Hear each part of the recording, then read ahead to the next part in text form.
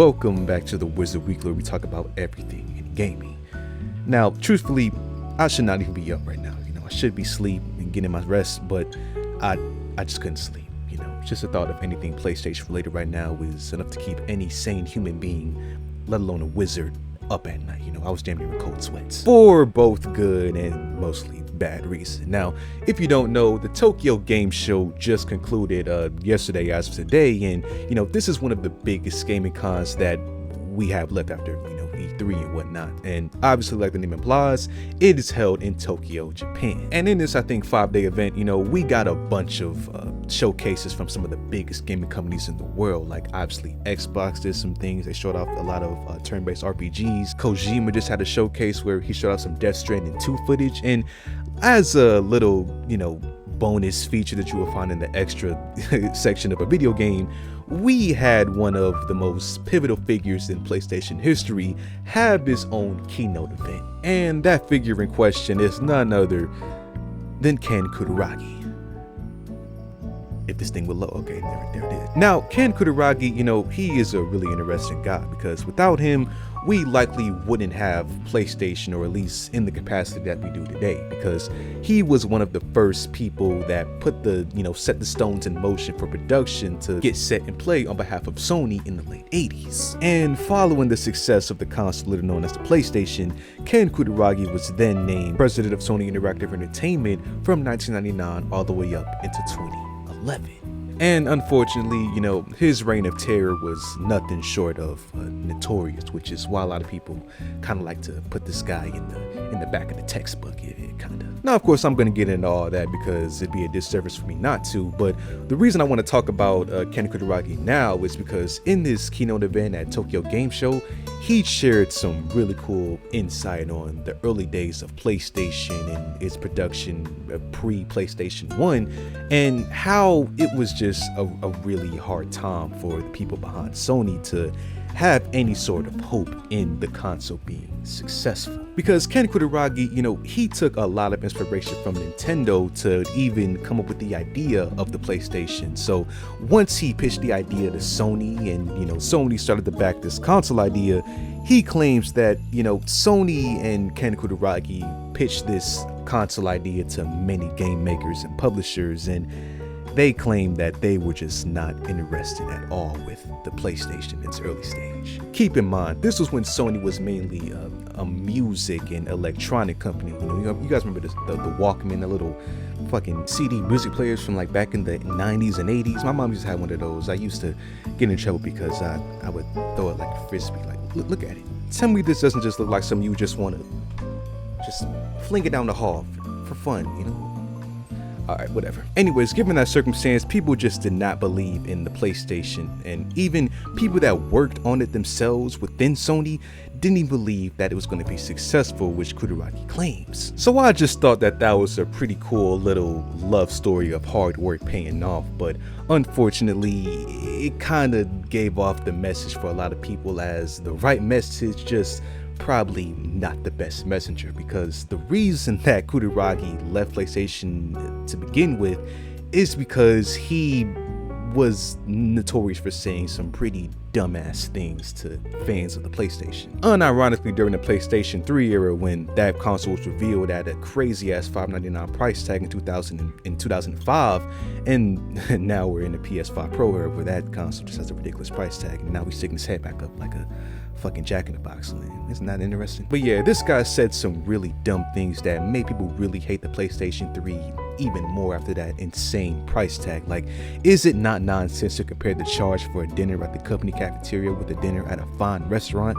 Obviously, comparing the PlayStation 3 price with, I guess, other console prices. Or the one that really pissed people off when he said that he wants for consumers to think to themselves, I will work for hours to buy a PlayStation 3.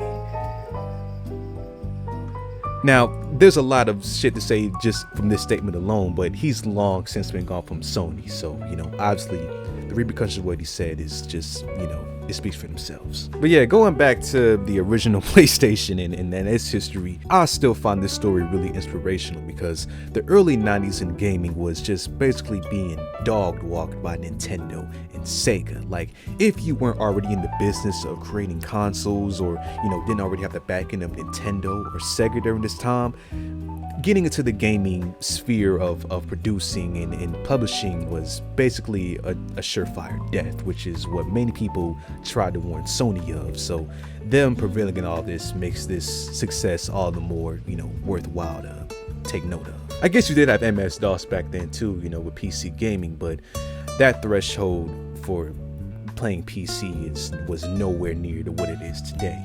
The early 90s was the point where PCs were just starting to get affordable for the everyday user. So it took a little time for that to become as widespread of consoles, but still, Sony Entertainment, props to them for lasting 30 years. And hopefully in the next 30 years, we don't have to celebrate with a new expensive console that nobody's going to be able to afford like these last. There are two things in life that you can always be sure to remain true. That is your first ever spell to go horribly wrong, and for Nintendo Switch 2 leaks and rumors to hit the internet. Now, I know the whole Nintendo rumors and leaks, the whole idea is pretty played out right now. Like, we already know basically that the new console's coming out in the next year and a half at least. At this point, everyone is basically echoing the same thing over and over again, but why not hear one more time? This time on behalf of a gaming accessory manufacturer, Ruben Mercado, who is the CEO of the company of Blade, who makes a lot of IP-inspired gaming accessories that looks like the freaking merch section of GameStop. Like, GameStop sells a lot of merch, by the way. I went there not that long ago and I bought a fucking cup holder at GameStop. Like, a cup holder, man. I mean, they've always sold merch since the beginning of time, but nowadays they really lean heavily into that whole new idea of business. Like, damn near felt like I was going to a Bed and Bath and Beyond. I didn't even look at the games. I just went straight to the to the merch. So, good for them. Anyways, as you can see, this company is obviously licensed to, make things for all these accessories like controller skins and cases and whatnot. And he claims that Blade already has access to near final versions of the hardware and supposedly thinks that the Nintendo system could have a simultaneous worldwide launch in March or April of next year. Again, nothing that we couldn't already infer from based on everything that we've already known until now. And he also claims that the new Switch Joy-Con controllers are gonna have some sort of locking system to keep them attached when, this whole time we've been going with the idea that they're just gonna be magnetic. So, he chimes in on that. Oh, and also apparently saying that the current line of analog stick covers won't be compatible with the new device. So it looks like peripheral accessories are gonna have their own new line of, selling. So I guess you can't use what they got on their website. And that's all I really got to say about that, because this is really nothing new. I just want to talk about it, just to talk about it. And obviously, take this with a grain of salt, because we don't know if this guy is just talking out his ass. But, I would hope that something of this would be true, since, he is a gaming peripheral accessory manufacturer. So I would guess that he probably would have some sort of like early mock-ups of the console design so that he can, make these accessories on day one available. So yeah, that's that. Moving on to the last topic. Your eyes are not deceiving you, and I am not casting a visual spell. We are looking at the legislative information side of California. Now, this past week, California passed a new law that's going to be really pivotal in gaming if it goes successful in the state and somehow transfers over to more states and hopefully nationwide. And that has to do with how you own games and how they're sold to you going forward. Now, basically, earlier in the year, the Stop Killing Games initiative started in the EU when people were extremely upset that The Crew 1 got taken offline and people no longer had access to that title, which was a Ubisoft game, and people are just really tired of not being able to own any games, especially the live service ones, after they get taken offline. And it was around this time when people finally realized that when you agree to a terms of service, you're only agreeing for a license of that game. So for the longest time, we've never owned any of the games that we purchased, just a license of them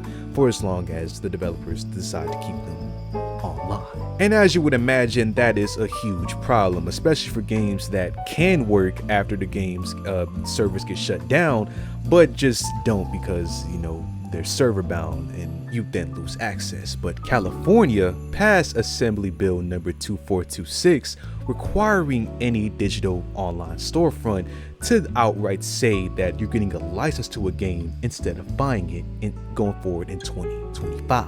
Specifically saying that existing law makes it unlawful for any person to do a business in California and advertise to the consumers of California to make any false or misleading advertising claim. This bill would, subject to specified exceptions, additionally prohibit the seller of a digital good from advertising or offering the sale of a digital good as defined to a purchaser with the terms buy or purchase or any other term which a reasonable person will understand or confer to an unreasonable. I'm not going to read the rest of that. Basically, all forms of digital goods now no longer have the protection of a long ass terms of service to hide the fact that, you know, once a licensing is up, they can revoke the game at any point and no longer letting you own it. And this extends obviously to video games, audio work, music, audio visual work, and digital books. The words they use are clear and conspicuous, so for those that might try to, you know, hide this new terminology in the little descriptions or like maybe make it small, this new law in California requires you to make it, you know, clear and concise for anyone buying a game or like it says music to know that what you're buying is a license that can be revoked if they decide to. And my God, even though this likely won't, you know, eliminate the problem of live service games being taken away, at least immediately, the fact that we now have more transparency in a major state like California makes me, you know, excited for the future, for hopefully this being the norm for all of gaming going forward, because there's a lot of people that just aren't informed of this kind of thing. And I'm sure there's going to be some sort of loophole that gaming companies or, you know, any digital goods companies are going to try to pull with this law. But as it states, anyone caught violating this new bill is going to be charged of being found guilty of a misdemeanor. Like I said, the law doesn't take place in California until 2025, so, you know, sellers still have a little bit of time to, you know, keep players and audio listeners misinformed. But I'm really interested in seeing how this plays out for the gaming industry going forward, and hopefully seeing more people fight for this method to be carried over to every other store platform. And yeah, that was the Wizard Weekly for today, man. If you enjoyed, leave a like, subscribe, and I'll see you on the next one.